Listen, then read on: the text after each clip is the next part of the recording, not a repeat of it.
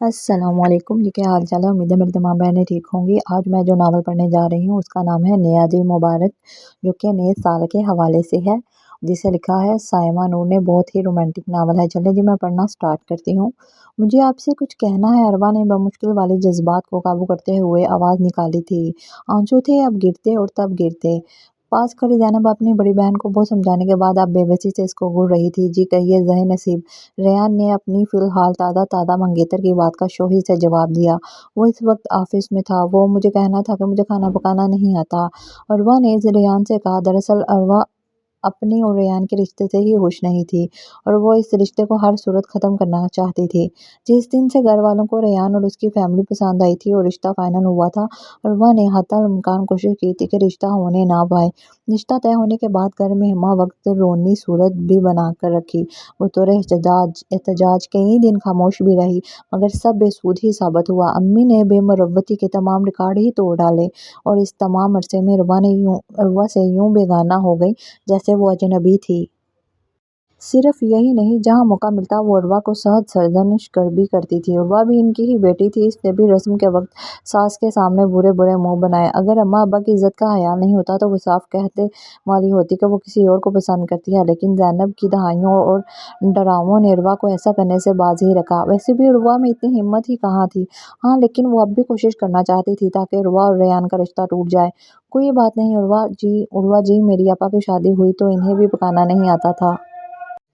کوئی بات نہیں اروا جی، میری آپا کی شادی ہوئی تو انہیں بھی کھانا پکانا نہیں آتا تھا، اور ٹھیک شادی کے 1 سال بعد وہ اچھی خاصی شیف بن چکی ہیں۔ آپ ٹینشن ہی نہ لیں اروا جی، میں ہوں نا۔ ریان بہت خوش مزاج لڑکا تھا اور وہ اس وقت بہت شوق ہو رہا تھا۔ دیکھیں، صرف کھانا پکانا ہی نہیں، مجھے کوئی بھی کام نہیں آتا، اروا نے اسے پھر سے باور کروایا۔ اب کی بار ریان تھوڑا سنجیدہ ہوا۔ اروا، آپ نے ماسٹرز کیا ہے، ظاہر ہے پڑھائی کے دوران آپ کی والدہ نے آپ سے کوئی کام ہی نہیں کروایا ہوگا۔ یہ کوئی اتنی بڑی بات نہیں ہے، آپ پریشان نہ ہوں۔ میرے نزدیک زندگی کھانے پکانے سے بہت وسعت رکھتی ہے۔ اب مجھے اجازت دیجیے، مجھے کچھ ضروری کام ہے۔ ریان نے یہ کہہ کر فون رکھا تھا۔ اروا غصے سے فون کو گھٹتی رہ گئی۔ اروا کی حرکتیں دیکھ کر زینب کی جان پر بنی ہوئی تھی۔ اب نسبتاً پرسکون ہو گئی تھی، بلکہ اب وہ خاصی محفوظ بھی ہوئی تھی۔ مرض بڑھتا گیا، جوں دوا کی۔ زینب ہلکے سے زیر لب گنگنائی تھی۔ وہ کن آنکھوں سے اروا کو ہی دیکھ رہی تھی۔ تم تو بہن کے نام پر دبا ہو، اروا بولی تھی۔ میرے دل میں کیا کیا طوفان اٹھے ہیں، تمہیں ذرا سا احساس نہیں۔ تم لوگ چاہتے ہو میں کل کی جانی آج ہی اس گھر سے رخصت ہو جاؤں۔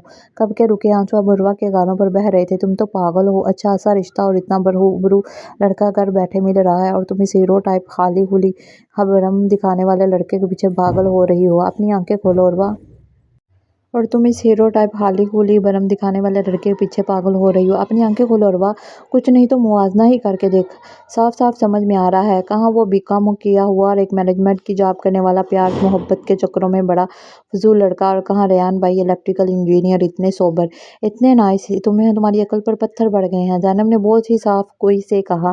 اروا کا لٹکا منہ دیکھ کر مزید کچھ کہے بنا پاس رکھا ٹی وی کا ریموٹ اٹھا لیا۔ اروا اب بھی غم کی تصویر بنی ہوئی تھی۔ اور اتنا عشق کا بہار چڑھا ہے تو بولو اس کو بھیجے اپنے گھر والوں کے۔ 1 1.5 سال تم نے اتنے اچھے رشتے ٹکرائے ہیں۔ وہ جو شبانہ حالہ لائی تھی، اگر وہاں ہو جاتا تو تم نیدرلینڈ میں بیٹھی مزے کر رہی ہوتی۔ زینب کو اس کی ماتمی صورت صرف اور صرف ناشکری لگ رہی تھی، سو پھر سے شروع ہو گئی تھی۔ اب تم میرے زخموں پر نمک تو مت چھڑکو، اروا نے تڑح کر کہا۔ بہن ہوں، تمہاری دشمن نہیں ہوں، تھوڑی عقل سے کام لو۔ زینب کا یہ کہنا تھا۔ اروا اب وہاں سے اٹھ کر چل ہی دی تھی۔ گھر والوں کو اپنے خراب رویے سے سمجھانے اور ریان تک سے رابطہ کر لینے کے بعد وہ بالکل مایوس ہو گئی تھی۔ اس نے پھر سے ظہیر سے بات کرنے کی ٹھانی تھی۔ ظہیر نے کافی دیر بعد کال ریسیو کی۔ کیسی ہو اروا؟ ظہیر نے پوچھا۔ میں ٹھیک ہوں، تمہیں کچھ ہوش ہے؟ ظہیر، میری دنیا تاریک ہو گئی ہے، تمہیں پرواہ ہی نہیں ہے۔ پتہ ہے تمہارے پیار میں ریان تک سے بات کی ہے میں نے، کسی طرح یہ رشتہ ختم ہو جائے۔ اروا نے پوری بات ظہیر کے گوش گزار کی۔ اف میری جان، ظہیر بولا تھا، کاش میں اتنا بے بس نہ ہوتا۔ میں ہر ممکن کوشش کر چکا ہوں۔ میری امی یہی کہتی ہیں کہ پہلے تینوں بہنوں کی شادی ہوگی پھر تمہاری۔ ظہیر نے بتایا۔ تو کچھ کرو نا، ان سے کہو صرف منگنی ہی کر لیں تاکہ میرے گھر والوں کو تسلی ہو جائے۔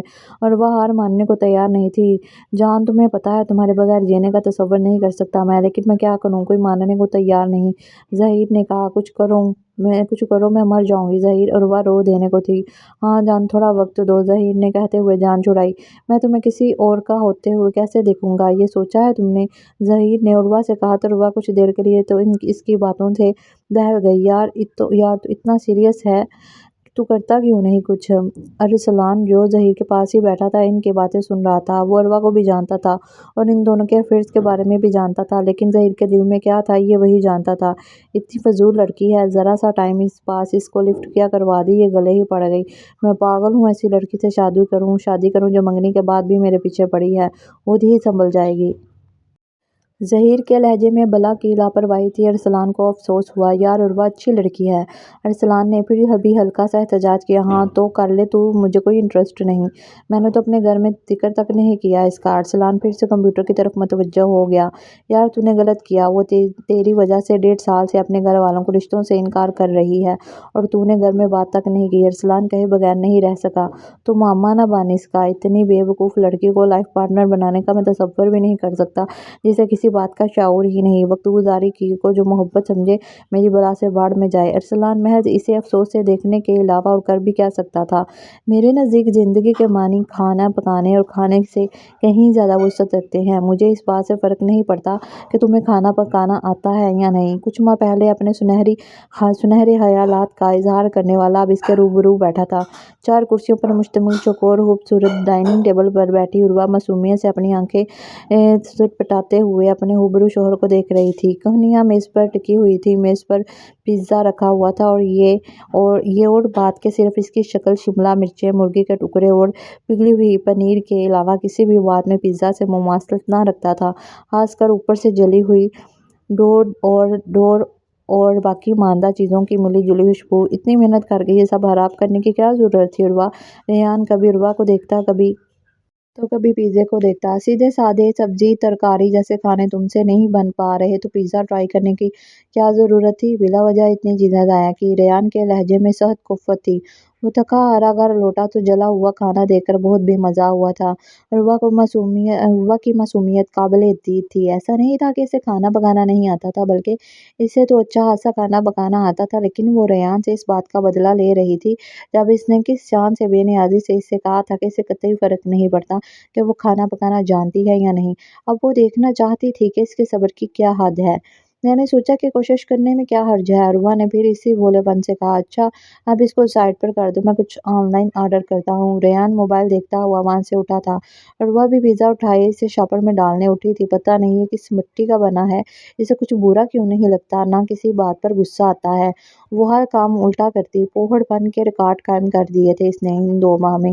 आज भी ऐसा ही हुआ था। इसने पहले इतनी चीज़ें ज़ाया की थी, फिर अब बाहर से खाना ऑर्डर किया था। एक दिन बल्कि कुछ घंटों में अच्छा-खासा खर्चा हो गया था। यूँ तो रुबा अब काफ़ी सँभल चुकी थी, लेकिन इसके दिल में अब भी पुरानी मोहब्बत की कुछ राख बाकी थी। वो ऐसी-वैसी लड़की नहीं थी, वो तो किसी अजनबी से बात भी बहुत मुश्किल से किया करती थी। लेकिन ज़हीर ने कुछ इस तरीके और स्वभाव से रुबा पर डोरे डाले थे कि इस जैसी मजबूत किरदार की लड़की भी बहक गई थी। रुबा जितनी मुश्किल से इसके जाल में फंसती थी, इतनी ही मुश्किल दोपहर को हुई थी इससे मजीद कोई फ़ायदा उठाने में, बल्कि ये कहना सच था कि वो बगैर इसका कोई मकसद पूरा किए उल्टा इसके गले पड़ गई थी और बार-बार घर वालों को भेजने का तकाज़ा करती रही। इसलिए ज़हीर ने इससे जान छुड़ाने में लम्हा ज़ाया नहीं किया था। उर्वा जैसी लड़कियां जब मोहब्बत करती हैं तो अपनी जान तक निछावर कर दिया करती हैं, जबकि ज़हीर एक बठोरा सिर्फ इंसान था जिसका मकसद फूल को बेरंग बेनूर करना था। ये भी उर्वा की खुशकिस्मती ही थी कि ज़हीर ने इसे ऐसे ही छोड़ दिया था, लेकिन उर्वा अब भी ज़हीर को याद करती, इससे फ़ोन पर राब्ता भी रखा हुआ था।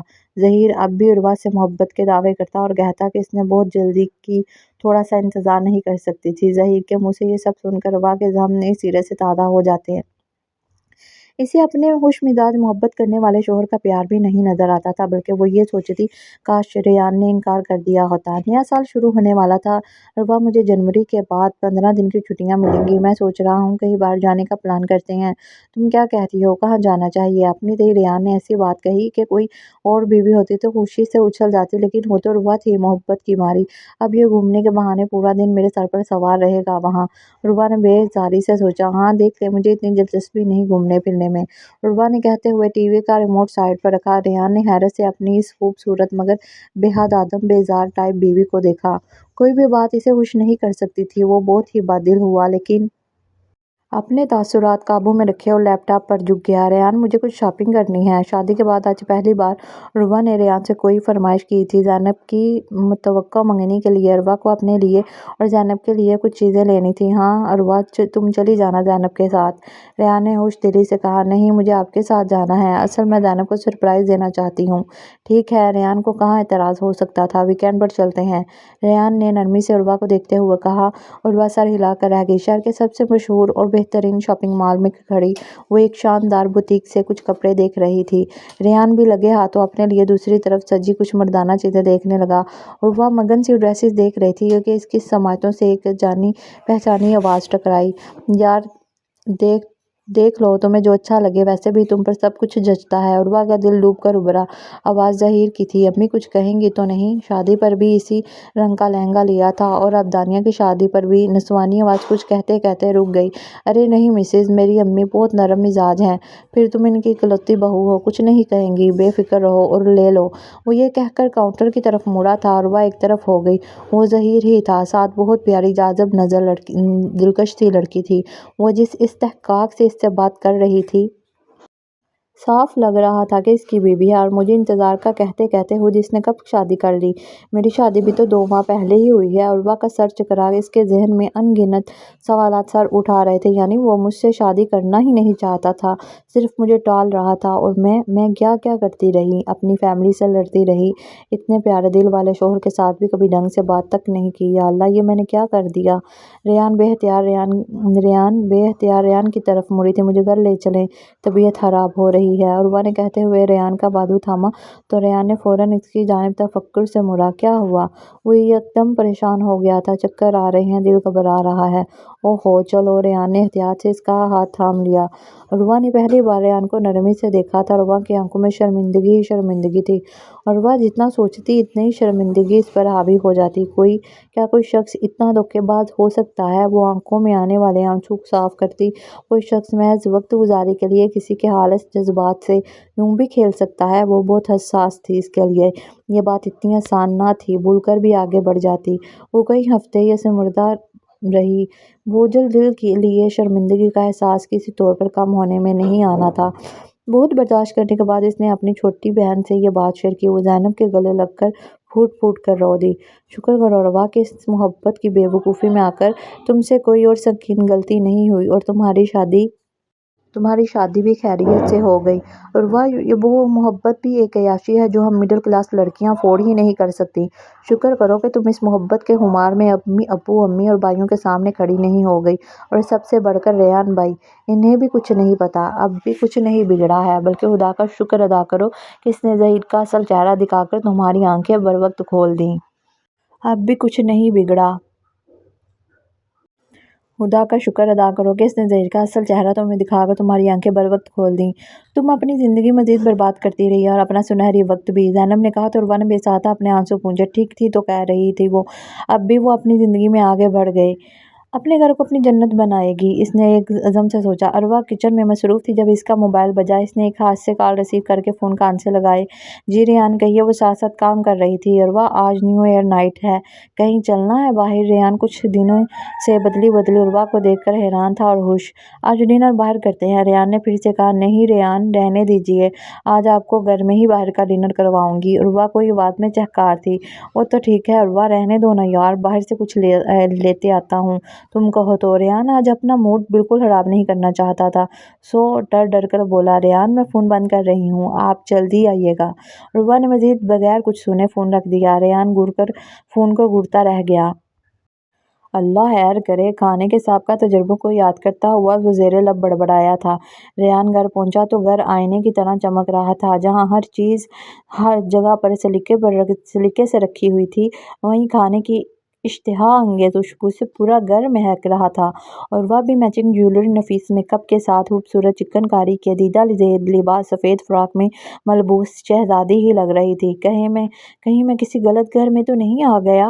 ریان نے مصنوعی حیرت سے عروہ کو پیار بھری نظروں میں دیکھا تھا۔ ریان؟ عروہ تھوڑی جھنپ گئی۔ بھائی، یہ تیاری دیکھ کر تو معلوم ہو رہا ہے کہ آنے والا سال بہت ہی خوشگوار گزرنے والا ہے۔ چلو ایڈوانس میں نیا سال مبارک۔ ریان نے عروہ کے نزدیک ہونا چاہا۔ عروہ کی دلی حالت سے بے خبر ریان نہیں جانتا تھا کہ صرف سال ہی نہیں بلکہ عروہ کی سوچ، خیالات، جذبات، محبت، ریان کے لیے اس کی چاہت، سب کچھ نیا تھا۔ ریان، عروہ نے جلدی سے اسے پیش قدمی سے روکا۔ نیا دل مبارک، عروہ نے عجلت میں اسے روکتے روکتے کہا۔ ہیں؟ نیا دل؟ عروہ کے ان لفظوں پر ریان حیران تھا۔ اوہ سوری، میرا مطلب ہے کہ نیا سال۔ عروہ کے جذبات کے اپنے قابو میں ہی نہیں تھے۔ ویسے یہ بھی بہت اچھا ہی ہے کہ تمہیں بھی نیا دل مبارک، ریان نے شوخی سے کہا۔ تو میری پیاری بہنوں، یہ تھا میرا آج کا چھوٹا سا ناول۔ نئے سال کی آمد کے حوالے سے 2025 آپ سب کو، میری بہنوں کو بہت بہت مبارک ہو۔ اللہ تعالیٰ آپ کی زندگی میں، جان و مال میں، صحت میں، بچوں میں، رزق میں، سب میں برکت عطا کرے۔ میرے چینل کو لائک کرنا، سبسکرائب کرنا نہ بھولیے گا، اور ساتھ میں مجھے ایک اچھا سا کومنٹس بھی کیجیے گا، جس نے میرا یہ ناول پڑھا اور جس کو بھی اچھا لگا۔ میں آپ کی ممنون ہوں، شکر گزار ہوں۔ ملتے ہیں نئے سال میں ایک اور اچھی سی نئی ویڈیو کے ساتھ۔ اجازت دیجیے، اللہ حافظ۔ میرا چینل سبسکرائب کرنا نہ بھولیے گا۔ اللہ حافظ۔